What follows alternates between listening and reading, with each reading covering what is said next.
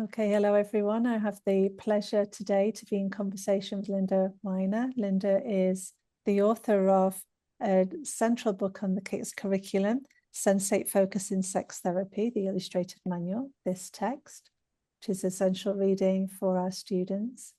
And it's my just absolute pleasure and privilege to have some time with you, Linda. Welcome.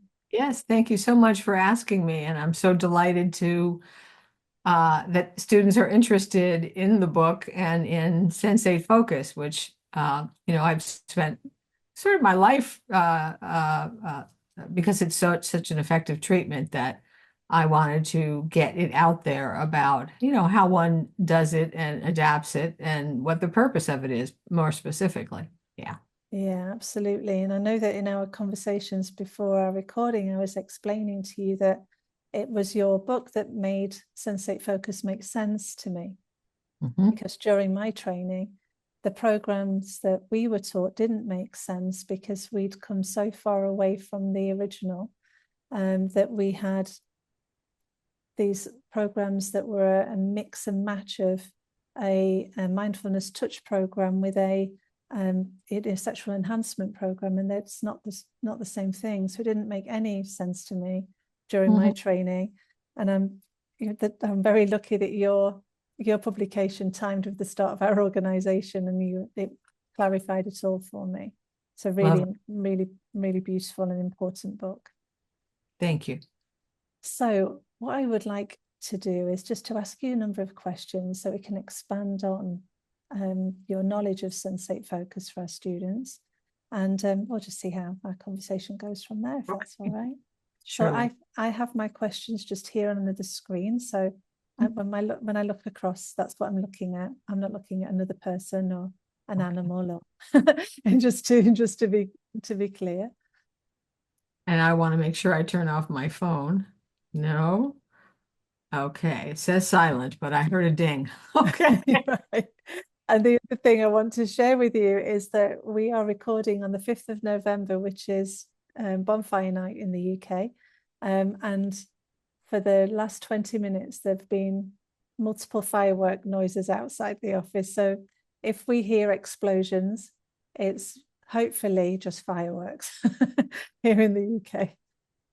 All right, so let's get started then. And my first question for you is, would you be happy just to kind of describe in your own words how you would summarize what Sensate Focus is, and the kinds of client presentations that you would utilize it for in your sex therapy practice? Surely.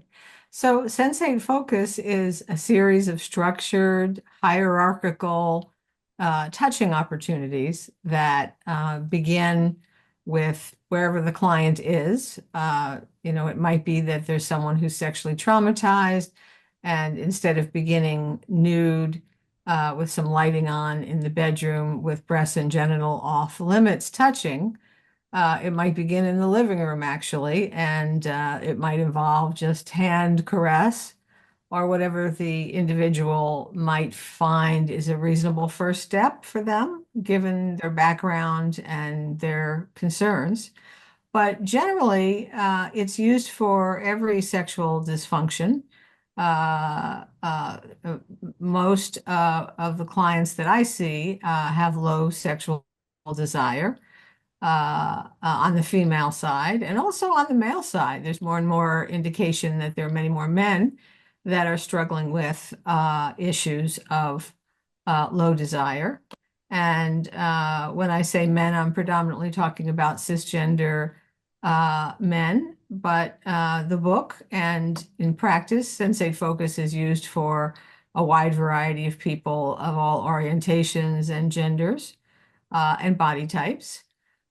So you asked me a little bit to describe a little bit about what it is. So I said it's a series of touching exercises, and it starts generally, as I said, with very low anxiety kinds of experiences.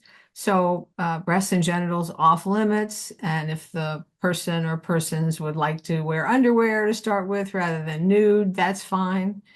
And the idea is that they are presented with anxiety-provoking experiences in a way that helps them deal with it through repeated exposure. So it's in a sense exposure therapy. Also, Sensate Focus is something that helps people learn to relax, to turn off the thinking brain, to be in the brain stem where sexual response happens. And when they're distracted, to return to the body in a mindful sort of way.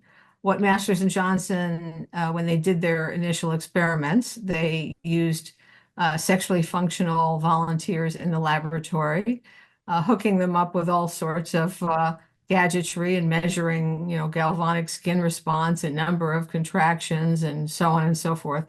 No IRB would ever be issued now for the kind of research that they did then, but it was a different time.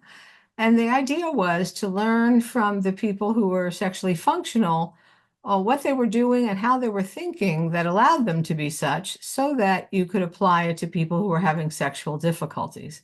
And what Masters and Johnson discovered was that predominantly anxiety and distraction were the two elements that were responsible, or at least had a role in most sexual dysfunctions. Even those with a medical, predominantly medical ideology, often secondarily develop anxiety and discomfort with touch. And so even when it's a medical problem, Sensate Focus can be a useful adjunct. Uh, so the idea was, well, I guess I'll tell you this little story. So when they discovered that anxiety was one of the major elements, Virginia Johnson said, "Oh my, I know something about that.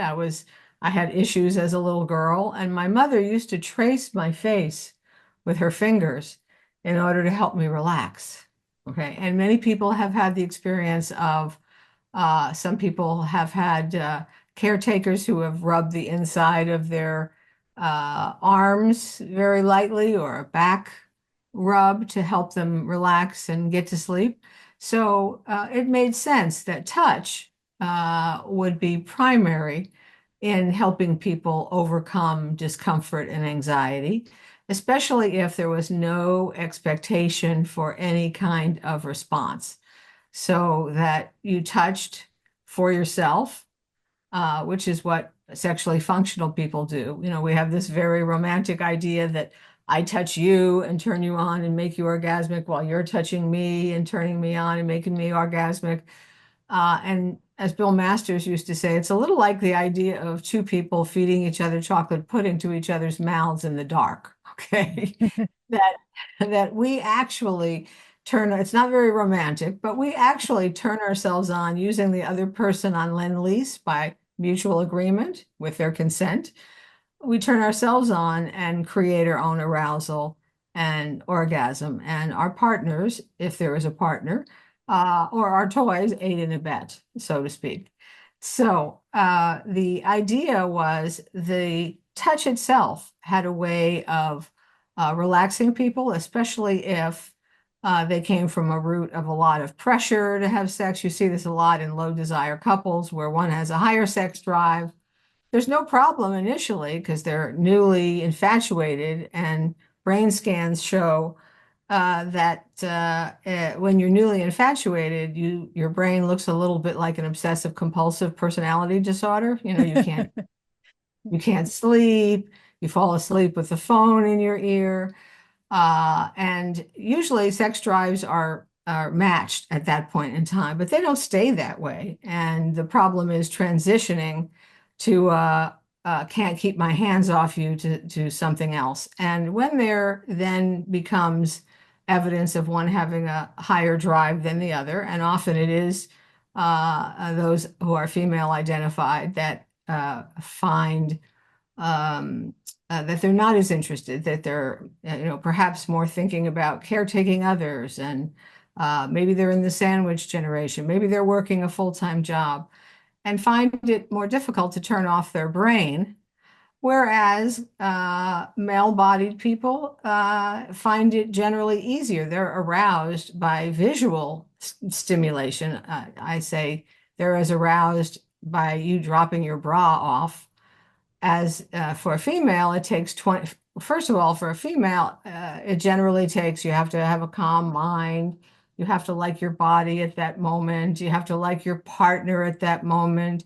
You have to be reasonably relaxed. And then it takes 20 minutes of tactile touching to be where a male-bodied partner, a person on testosterone, is at the drop of a bra. So that is one of the things that leads to lower desire, is the partner with lower desire saying yes to their partner's initiation, even when they really don't want to be sexual, but they feel like it's their job, their responsibility, their wifely duty, however they might interpret it. And what happens is their drive gets lower and lower and lower. And I see many, many of these people who come. So when you start Sensate Focus and you say, in the first step, I don't care if you want to do it. I don't care if you like it. I don't care if you get aroused. I don't care if your partner gets aroused. It's all about simply learning to turn off this part of the brain, be in the primal brain where sex happens. And when you're distracted by thoughts like, let's see, am I getting aroused? Or how is my partner, feeling about this? These are distracting thoughts, and you simply recognize you're having the distracting thought and refocus on temperature, texture, pressure in the body, which is basically a way of turning off the thinking part of the brain that's going to create more anxiety. And if you can't turn off your brain, at least you can turn it to something neutral. And temperature, texture, and pressure are certainly neutral. And so when you also say there'll be no sexual interaction and your partner will take care of him, her, or themselves afterwards. And later on, when there is breast and genitals added, maybe both will get aroused, but we still ask that they take a break, have a cup of tea. We've borrowed from you, the British, and then do whatever you want to do. Recognizing that, progress is not going to show itself until we build the structure that's going to work for it. So the most frequent population for which it's used is low desire. And I would say the second most frequent population in which I use it is male-bodied people, people with penises who have ED. Is the second most frequent usage. And again, it's by anxiety and distraction. Watching their penis. Is it getting hard? How hard is it getting? Oops, it's not, I'm losing it. Yeah. And so the anxiety rises, and then the fight, flight, or freeze situation occurs. And when you're in, a frightened state, all of the blood rushes internal to the muscles so you can run. Okay. Yeah. Or fight. Okay. So, your penis loses its engorgement, because the other muscles need it. So it's about helping them relax, be in their body, learn to find acceptance with whatever they're feeling in a very mindful way. And when they get their thinking brain out of the way, the body knows exactly what to do. You didn't have to learn how to have an erection. You had one before you were even born. They have pictures of baby boys stimulating themselves in utero. So your body knows exactly what to do. It's the thinking mind. And in our culture, we emphasize the thinking mind to the nth degree. And so you asked me a little bit about how it flows. Yes. And so it flows from no breasts and genitals, with couples taking turns touching and being touched. And then it might move to breast and genital touching. But depending upon the client, it's individualized. Sometimes it's only breast touching. Sometimes it's only genital touching of the other partner. It depends. What's the next step for you that's going to create a little anxiety, but manageable anxiety? Okay, we're not trying to go from 0 to 100. And once you do something a couple of times, the anxiety tends to reduce itself. And that's when you move on to the next step. And the next step might be mutual touching, which provides extra stimulation, because not only are you touching, but you're being touched and you're focusing on that until it moves into sort of a flow. And it's that flow that we're actually looking for, that turned off brain that I use as an example when we get in the shower and we turn on the water and it's just right. We put our head back, a lot of us, and go, ah. We don't think. We are feeling. We are purely in sensation. Okay. And that's the state of being that we're actually looking for, and a state of flow, if you would, that happens. So after breast and genital, and then mutual touching, which is not your turn, my turn, but it's touching and being touched at the same time, we might then add breast and genital touching with mutual touching. The next structure or the next assignment might be one partner going astride the other partner, or playing somehow genitally to genital, and without any kind of attempt to feel anything in particular, be, oh gosh, now we're supposed to be aroused or we're supposed to like it. It's simply what it is, not how good it is. And by this time, usually there's sexual arousal that breaks through, and or some degree of engorgement that shows.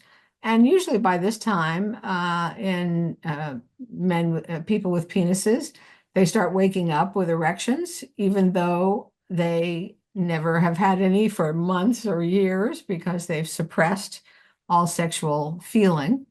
And it generally, as you relax and as you get better at this, your body begins to respond. So some people practice insertive sex, some don't. So depending upon the couple, we would then move to playing genital to genital, and then some degree of insertion, and then movement and experimentation. And that's Sensate Focus 1. And the idea here is we remediate the sexual dysfunction.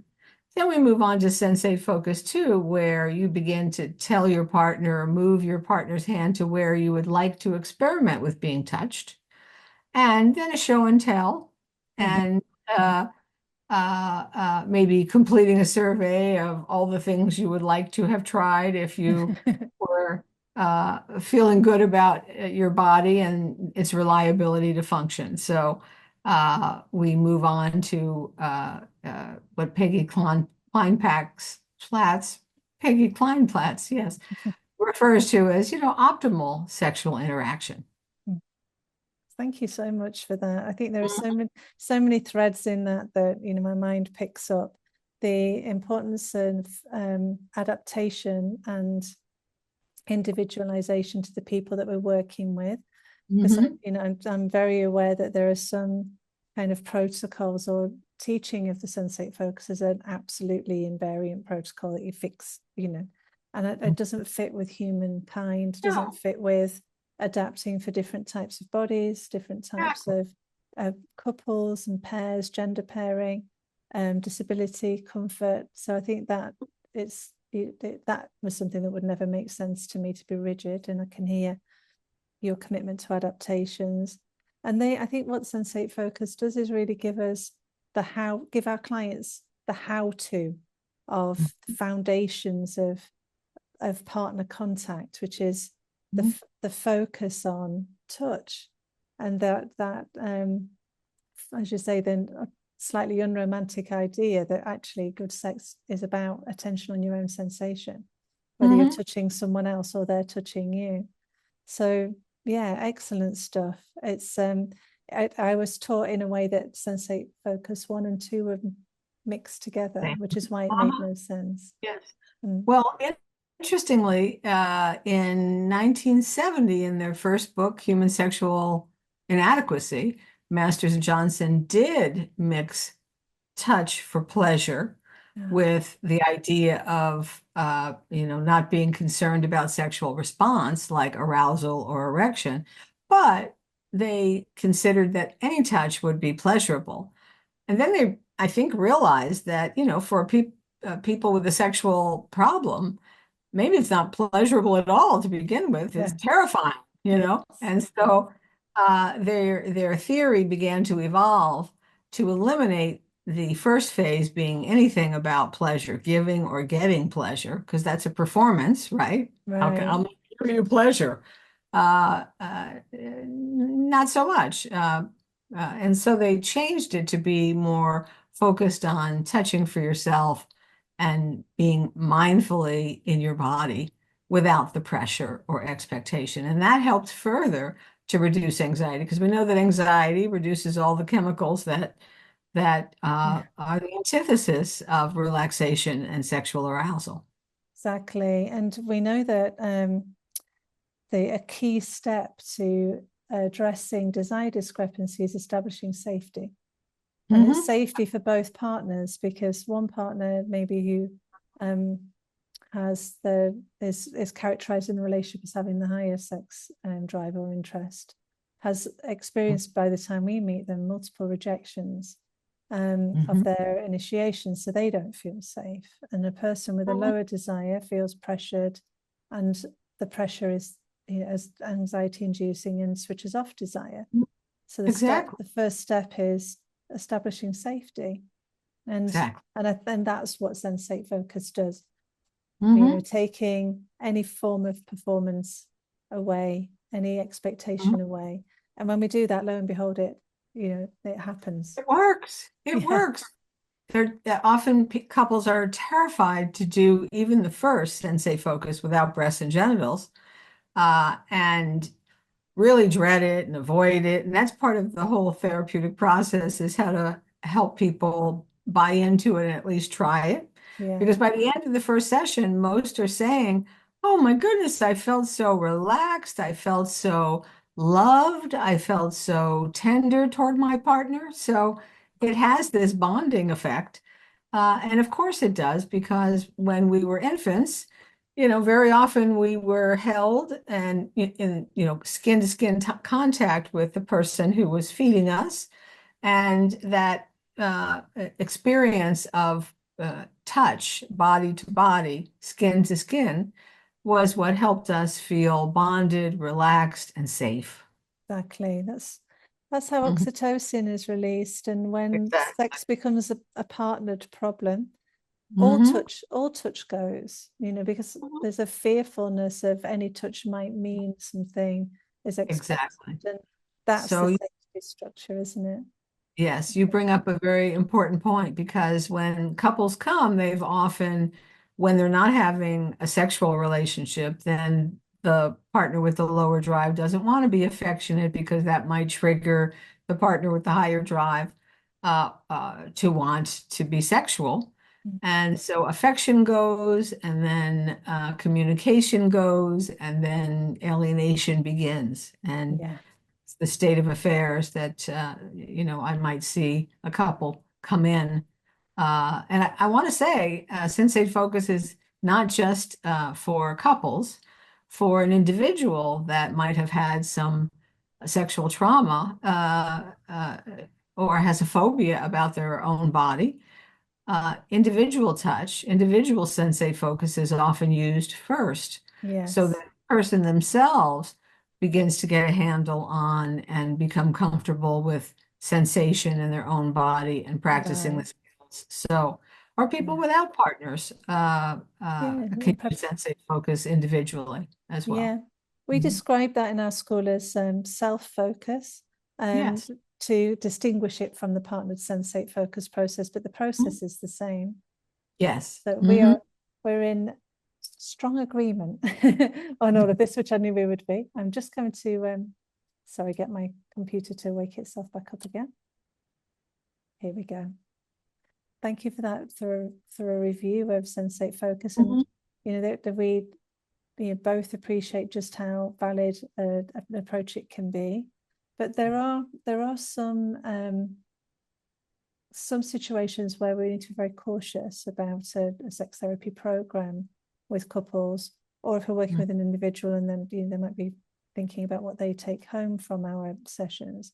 And what Hmm. would you say would be the main areas where you would either not use sensate focus or be very cautious about it? Yes, good question. So number one, you talked about safety, and there has to feel like there is safety in the relationship, both emotionally and physically. Mhm. So where you have had domestic violence, you must address that first. Mm. Where you have had a partner be highly aggressive and have difficulty staying within the structure, you have to be rather cautious. And you have to move very slowly with people who have had no sense of control over their own bodies previously. And Mm. sometimes they're paired up with people that have to be helped along with that idea because some people still have the old adage that in a heterosexual marriage, especially with people and a fundamentalist faith, there is the notion that you're supposed to give your husband whatever he wants whenever he wants it sexually, Mm. and so uh, uh, the other thing that makes it uh, uh, that you would make sure it gets cleared up before you give Sensate Focus is couples that have a very negative interaction with one another where Mm. it doesn't feel emotionally safe. They argue, they're critical of one another. There's a put down. So teaching them, doing good marriage counseling and teaching them good skills, communication, problem solving, negotiation, all of those skills and balancing power where it needs to Mm. be balanced. And then introducing Sensate Focus. Now, it doesn't have to be perfect, but you have to see that there is more safety in the emotional relationship before you give Sensate Focus touch. Right, I agree. And I think that assessment of safety for the couple and where power is a really important assessment for us for our safeguarding before we guide anyone into a Mhm. partnered program of any nature, really, especially where a person could feel very vulnerable and someone in Sensate Focus with a positive emotional connection could feel will feel Mhm. vulnerable. I guess the Yes. other client population that we've become more aware of over recent times in our therapy practices are people who have are neurodiverse or neurodivergent clients who have different levels of experience of touch, and again, it's an opportunity to adapt the program. Mhm. Typically, my clinical experience, people who um, may have maybe autistic or ASD, they typically have aspects of sensation that they need to kind of be clear on in terms of a firm touch or certain areas of the body that can't be touched. And again, that's all up for negotiation. Mhm. Whereas, what would be awful abuse of power for the therapist is to say, no, no, no, you need to keep, however Keep it feels, you it need to until keep it doing feels it. Yeah, it's a. So I so. think that that's another client category that we've become better aware of. I think over time. Would you agree? Mhm. Yes. Yeah. And some of the clients that I've seen where there is a neurodivergent partner, there is also some communication problems understanding one another, difficulties with empathy that have to be addressed, as well as sensitivity. And Yes. one of the things with Sensate Focus is if the partner is experiencing anything psychologically or physically unpleasant, they are to move their partner's hand, Mm. and the partner is encouraged to see this as the partner being vulnerable rather than critical. And Yes. that's Yes. such an Yes. important Yeah. piece of the program because the one who's physically uncomfortable because the touch is too light, is encouraged either to move the hand or put their hand over the other person's hand to demonstrate a firmer touch, uh, which is what they need at that time. Yes. Yeah. I think that's really important. I think also about our trans and non-binary clients who may have parts of their body that trigger dysphoria for them.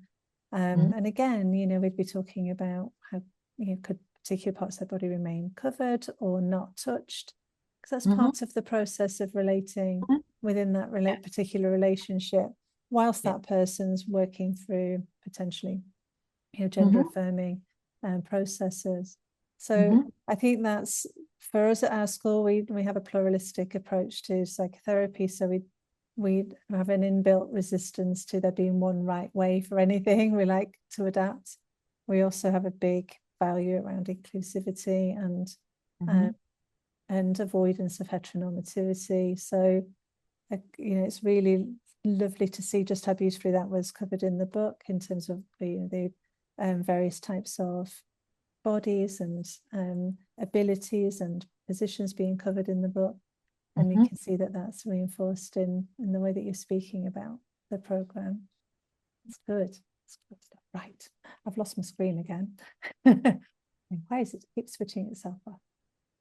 All right. So I think really what we could end with is just thinking about common mistakes that therapists can make with Sensate Focus. And this allied question, which could be something that's been created as an issue by the therapist or just as an experience of the clients, what could go wrong. So it's what are the common mistakes that therapists might fall into, and what could go wrong. Right. I think the biggest mistake that therapists make is not explaining why we're asking you to do this touchy-feely exercise. How come it works? Okay. Yeah. What's it based on? And explaining to them it's based on natural function. It's based on the role that anxiety and watching contributes. So, explaining why we're asking you to do this and why it works. And one of the things I think is a great idea is to talk to them about if you're having problem with another natural function like falling asleep. What they tell you to do is count sheep, because what you're starting to do is thinking, oh my gosh, if I don't get to sleep soon, I'm having trouble. I have this presentation tomorrow, but if I don't get to sleep now, all is lost, and you're pumping out adrenaline, which is not going to help you get to sleep. So they teach you to count sheep, or it's advised to count sheep. At first I thought, well, that's to bore you to death, but bore you to sleep. But no, if you can't turn off the mind, you can turn it to an alternative focus that it's not going to produce anxiety. Counting sheep is an alternative focus that moderates anxiety. Focusing on temperature, texture, and pressure is an alternative focus. So you can't turn off the mind, but you can turn it to something that doesn't blow you out of the water. So explaining why this works and what natural function is and how it's related to other natural functions. So I think that's number one, rather than just say, okay, I have a solution for you. Here are these exercises. I want you to do it. Okay. The second thing I think is problematic for a lot of therapists is their own discomfort when you're working with clients, and let's say you've given them a communication exercise and they're not doing it. What you do is you explore what's getting in the way. What is the resistance about? How can we work with that? How can we modify things or make things feel safer? So we explore that. When it comes to Sensate Focus, if clients are not doing their assignments, I think a lot of therapists kind of go, oh, well, I've given it to them 3 times and they haven't done it. So I don't know, let's just move on back to communication skills or something. So the discomfort of the failure to really explore what's getting in the way so we can fix it. And that's one of the beauties of Sensate Focus is it brings up dynamics that they might not know are there that play out in the assignments. One person playing brinksmanship with the parts of the body that you've asked them to stay away from, for example, or clients that, and I just had one of these this week, where, you reduce the pressure by telling the client, please stop initiating with your partner. We're just going to stick to these exercises for the next 2 weeks. And you find out down the road that, well, they're not initiating with the partner. They're just waiting for the partner to come out of the shower, and they've got porn on and they're masturbating, and they think the partner's going to instantly be aroused and jump on it, And So Sensate Focus involves fleshing out all of the hidden dynamics in the relationship that are getting in the way, as well as the dynamics within the person and the history that they've experienced that might feed into the problem. So a good therapist is essential, and then you follow that up with being a good couples therapist, and then you follow that up with knowing about sex therapy. So it's Right. really 3 levels of therapy. It isn't just this, here's this tool and it's going to, be miraculous. Actually, for some people, 50% of people that were just given the instructions, no therapist, and no information about communication skills, 50% of them reported that they had more interest or they had less difficulty with just the Sensate Focus, but with talk therapy and the kind of both kinds of therapy, Sensate Focus and whatever your orientation, whether it's parts therapy or emotional focus therapy or Gottman style therapy, whatever it is, it's this working together. Also with medical people and physical therapists and other ancillary people is really important in sex therapy. It's music to my ears, exactly how we share this information with our students. I think what you're picking up there is also the potential in part as part of the flushing out of the couple dynamic. There's information in the way that the therapist responds. So if the therapist is doing as you described, oh, I've said it 3 times, and so I'll just leave it. There's something in the information of avoidance and staying away, collusion, and that's what we need to remain mindful of as well, isn't it? Exactly. Yes. Yeah. Wonderful. So I just wonder if there's anything that in our last few minutes together in our conversation, anything that we haven't covered that you'd love our students to know, or people who are relatively new to the idea of Sensate Focus, anything that you just think, well, I just in a few sound bites, I just want people to know this thing that about the program and its effective use. Is there anything left you wanted to share?